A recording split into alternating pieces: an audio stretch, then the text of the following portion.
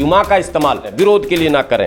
विरोध अगर कर, जुमा पहले भी बेहतर दिन था, अफजल दिन था, क़यामत तक वो अफजल दिन ही रहेगा। तो इंद्रेश को भी कांग्रेस ने बचाया। इनके ऊपर कई मुकदमे हैं देशद्रोह के, तो जिस पर खुद देशद्रोह के मुकदमे हो वो हमको बताएं मोहब्बत, हमको पता है मोहब्बत क्या होता है। और आपके लोगों ने यानी आरएसएस से जुड़े मुस्लिमों ने मुसलमानों को इनडायरेक्टली प्रोवोक किया है, पत्थरबाज बनाने की कोशिश की है। इस्लाम से, मुसलमानों से इसका कोई लेना देना नहीं है। कानपुर की हिंसा सर, अरे कानपुर आज पहला वाक़या थोड़ा ना, चलिए अब कानपुर में जुमा को हो गया, रांची में जुमा को हो गया, लेकिन 40 ट्रेनें जो जली वो तो मुसलमानों ने नहीं जलाया जुमा के दिन, जुमा का ही दिन था, वो भी जुमा का ही दिन था। तो उनसे अपील किया जा रहा कि अरे इतना अच्छा चल रहा था अभी हिंदू मुस्लिम, ये तुमने क्या ला दिया, देश के लिए खतरनाक अग्निवीर। और तमाम टीमें अंदर जाकर गैर मुस्लिमों को समझाने लगी कि तुम मत करो प्रोटेस्ट, और अब्दुल को हम टाइट करना चाह रहे हो, तुम हमसे फाइट करना चाह रहे हो। इस मोदी जी खुद न पैदा हो पाते अगर कांग्रेस चाहती। 2002 में दंगा हुआ, 2004 में केंद्र में कांग्रेस की सरकार आ गई थी, न मोदी जी पैदा होते न अमित शाह पैदा होते, सब वहीं के वहीं दफन हो जाते हैं। अगर आज देखिए मोदी जी कैसे दफन कर रहे हैं, उद्धव ठाकरे को दफन कर दिया ना, बड़े को दफन कर दिया, लेकिन कांग्रेस ने जानबूझकर इन लोगों को बढ़ाया।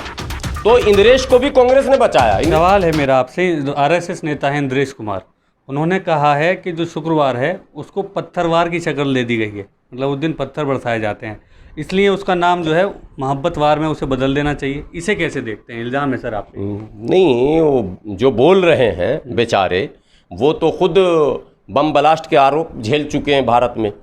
ये अलग बात है कि सत्ता की ताकत थी और हरामखोर कांग्रेस पार्टी थी, मुसलमानों को बात बुरी लगे। इस देश में जितनी समस्याएं हैं, ये जो समस्या घूम रही है, ये सब समस्याओं को पैदा करने वाली पार्टी का नाम है कांग्रेस। इसलिए कह रहे हैं ना सर, सरकार कानपुर की हिंसा। सर, अरे कानपुर आज पहला वाक़या थोड़ा ना, चलिए अब कानपुर में जुमा को हो गया, रांची में जुमा को हो गया, लेकिन 40 ट्रेनें जो जली वो तो मुसलमानों ने नहीं जलाया जुमा के दिन, जुमा का ही दिन था, वो भी जुमा का ही दिन था, ठीक है।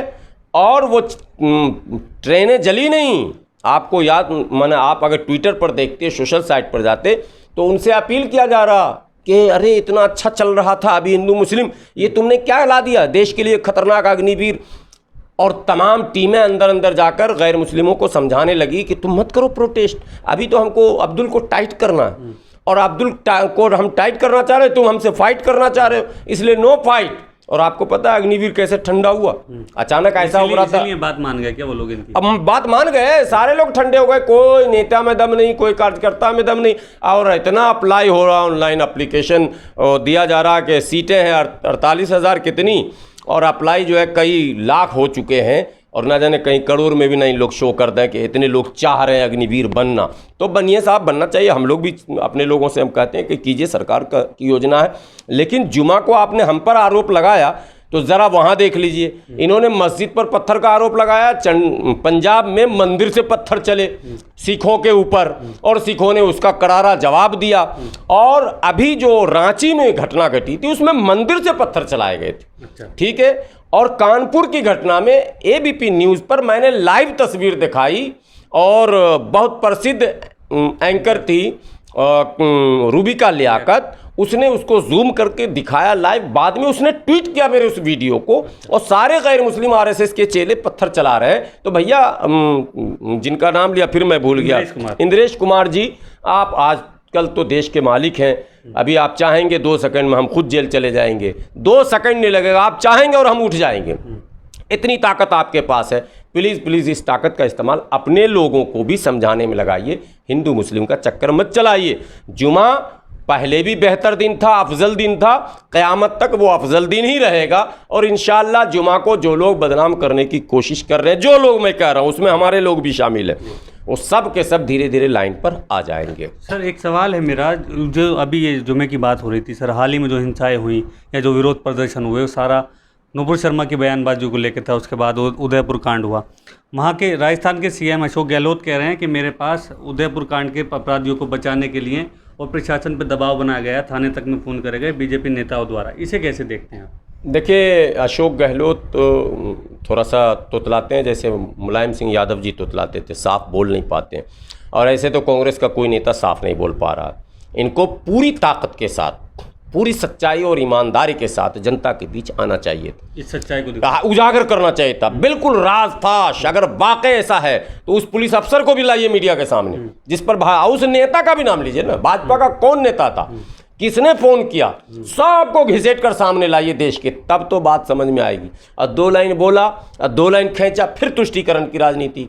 अशोक गहलोत मुस्लिम तुष्टीकरण करना चाह रहे हैं, मुसलमानों को खुश करना चाह रहे हैं, लेकिन सच्चाई यही है कि ये जितने खेल हुए हैं, इस खेल में भारतीय जनता पार्टी पर्दे के पीछे है। आप अब आजकल होता नहीं है, आजकल तो इलेक्ट्रॉनिक है।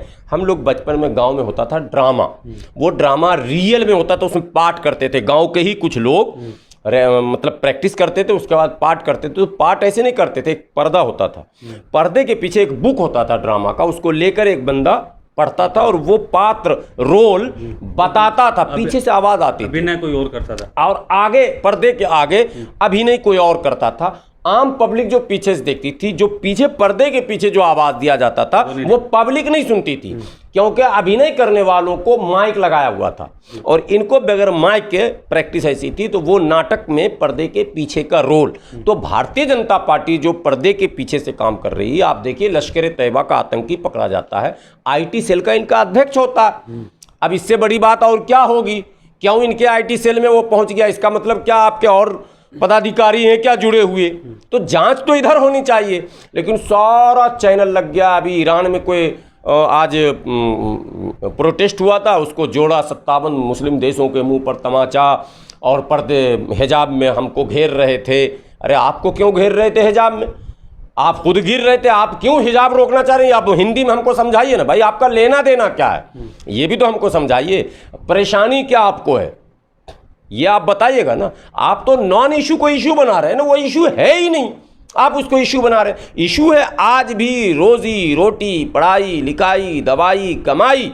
इशू यह है कि दाना मांझी अपनी मृत पत्नी का लाश कई किलोमीटर तक साइकिल पर ढोता है। इशू यह है कि आज भी गांव में किसी को अगर सर्पदंश हो जाए, सांप काट ले, कोई सीरियस हो जाए, तो खाट पर 4 लोग कांधे लगाकर ले जा रहे हैं, क्योंकि रोड नहीं है। इतने दावे के बाद भी अभी जो महामहिम राष्ट्रपति का चुनाव हो रहा है और जो NDA के उम्मीदवार हैं द्रौपदी मुर्मू जी, महामहिम तो बन जाएंगी, उनके गांव में बिजली नहीं है अभी तक, सड़क नहीं है अभी तक, जबकि वो राज्यपाल भी रह चुकी हैं और कई पदों को सुशोभित कर चुकी हैं। ये है भारत का असली चेहरा। भात भात करते करते मर गई संतोषी, झारखंड की बात बता रहा हूं। आधार कार्ड नहीं था जी, आधार कार्ड नहीं था, राशन नहीं दिया गया और बात बात बोलते मर गई। कोई मुद्दा नहीं है साहब, मर जाओ तुम, गरीबों की गिनती नहीं, मुद्दा ही नहीं। अरबों अरबों रुपए लेके सब फुर्र हो गया, कोई मुद्दा नहीं है। मुद्दा है ये अब्दुल को टाइट करना, करो भाई टाइट, कोई बात नहीं है, पर इतना टाइट मत करना कि स्लिप हो जाए।